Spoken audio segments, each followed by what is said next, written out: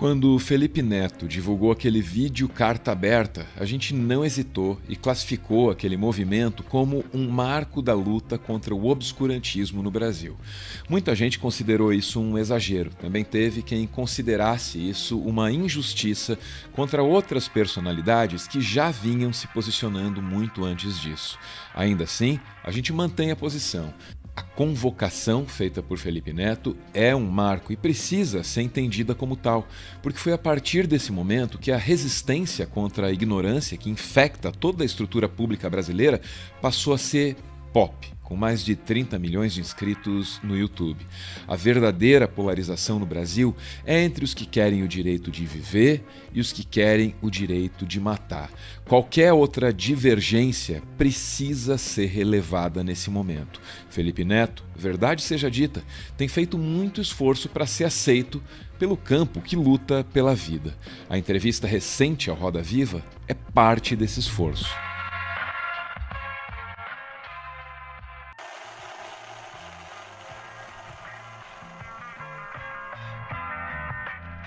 Ninguém sabe dizer com precisão quando foi que a sociedade brasileira se dividiu em coxinhas e mortadelas, nomenclatura que já anda ultrapassada, porque depois disso viramos bolsominions e comunistas, e mais recentemente, cloroquiners e quarenteners.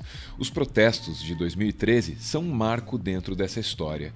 O impeachment de 2016 também é. Aliás, chamar o que aconteceu naquela oportunidade de impeachment é polarizador por si só. Até mesmo os mais recentes adeptos da rejeição ao petismo, como Ciro Gomes, reconhecem isso.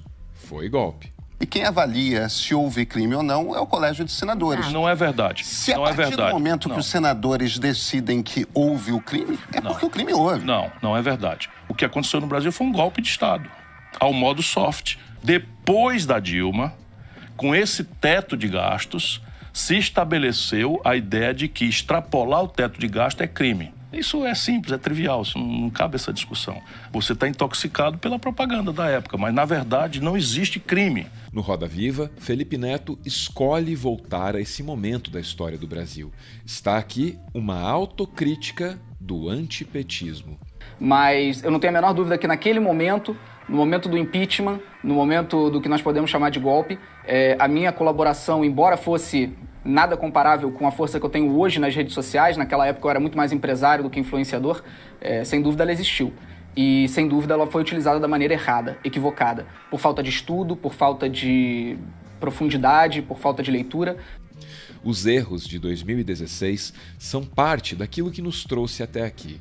Talvez o buraco civilizatório em que o Brasil se enfiou tenha começado a ser cavado muito antes daquele ano, mas é fato que, em 2016, a gente cavou fundo, bem fundo. Seja como for, qualquer erro cometido naquela oportunidade ficou para trás e não pode mais ser corrigido. A gente pode desculpar quem caiu na imensa máquina de propaganda que viabilizou o golpe, ou então a gente pode se deixar levar pelo rancor, aprofundar a divisão e dar ainda mais vantagem para aquela pulsão de morte que hoje governa o Brasil. De novo, a polarização é entre os que querem o direito de viver e os que querem o direito de matar. Se a cada dia que passa o número de mortos só aumenta, eu lamento informar, mas a gente não está vencendo não, e não pode recusar nenhuma ajuda, nenhum reforço, nenhum aliado que venha receber.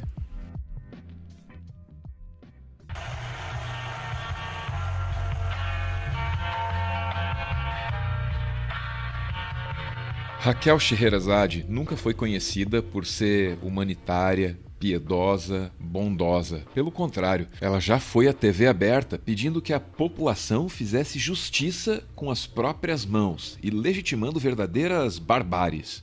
O contra-ataque aos bandidos é o que eu chamo de legítima defesa coletiva de uma sociedade sem Estado contra um Estado de violência sem limite. E aos defensores dos direitos humanos que se apiedaram do marginalzinho preso ao poste, eu lanço uma campanha. Faça um favor ao Brasil. Adote um bandido. Em dado momento, Felipe Neto se referiu à jornalista como bosta conservadora. O tempo passou e a jornalista começou a fazer oposição ao governo Bolsonaro. Felipe Neto, então, buscou a reconciliação. No Roda Viva, os dois ficaram frente a frente. Ou mais ou menos, porque o encontro era remoto. Para quem não sabe, já fui um hater de Raquel Sherazade, já escrevi texto no Facebook contra ela. Eu acho que a Raquel hoje, né, tem uma presença tão importante na imprensa e nas redes sociais. E eu tô com muito orgulho de ter você aqui hoje me entrevistando, Raquel. Sherazade ajudou a cavar o buraco civilizatório em que nos encontramos quando fez apologia à violência. Felipe Neto também ajudou a cavar esse buraco quando ele aderiu ao que hoje ele chama de golpe. O mesmo pode valer para toda a sociedade brasileira. Nosso buraco civilizatório é fundo demais para ser uma obra individual. É possível que, em algum momento, cada um de nós tenha pegado na pá. Eu e você, inclusive. Agora, existem duas opções. Ou nós perdoamos uns aos outros, ou nós eliminamos uns aos outros. Quem optar pela segunda hipótese passa imediatamente para o outro lado da verdadeira polarização, aquele lado que luta pelo direito de matar.